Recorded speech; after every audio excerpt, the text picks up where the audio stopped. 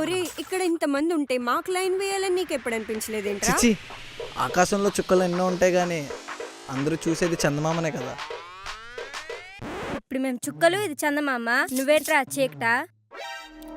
ఏదేమైనా నీ ధైర్య సాహసాలకి లాల్ సలాం రా భాయ్.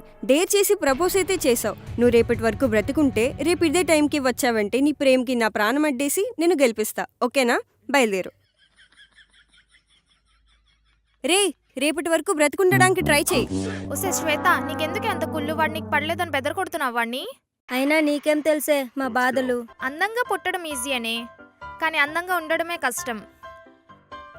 అర్థం కాలేదు కదా?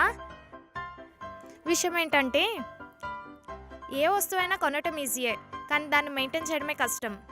ఉంది కదా అని వాడేసామా బోరుకొచ్చేస్తుంది.